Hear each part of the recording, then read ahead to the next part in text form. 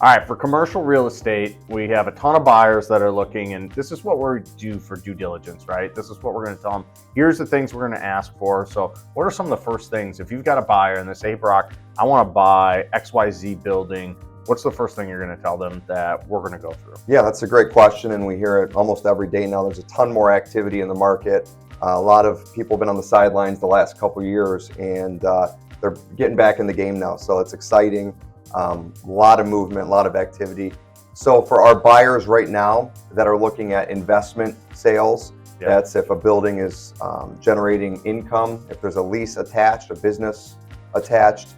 The first thing we're doing is we want to see financials, right? We need to make sure that it's a strong tenant, rent roll, the last 12 months specifically, but really the last 2 to 3 years, profit and loss on that tenant, on the business. Verify the deposits, make sure there's no delinquencies, make sure everything's been on time. And leases are key, right? Yeah, that's huge. That's huge. Yeah, the language in the leases, the terms. What are the step up on the rents? Rent escalations, expiration dates, reimbursements, triple net, CAM charges, options, estoppels. So a lot of things that we need to check on and do due diligence. And if it's multi-tenant, I mean, how's the parking lot and the storage, right? I mean, there's so many things that get spelled out, and a good lease versus a not great lease, a lot of those things can get messy. And as an investor, those are all things you want to know, right? 100%. The messier the lease, the worse the asset could be, or it could be an opportunity for improvement. Yeah. And then once that lease is up, you can get it all fixed, and then that's where you can earn some value.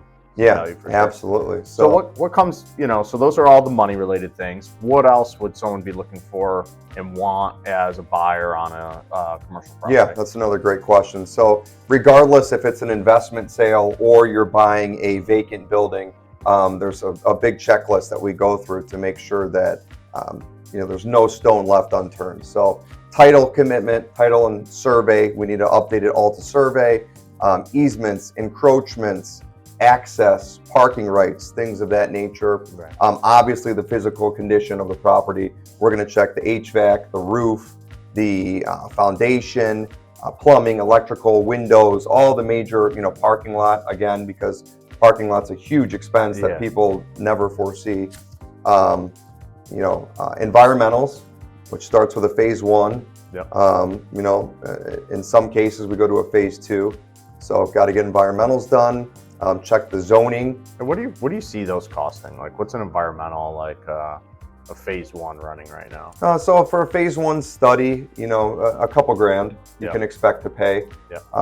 If there's been a study done in the last couple years, it makes it a lot easier. If there's been a study done, period, it makes it a lot easier. Right. But even more so if it was recent.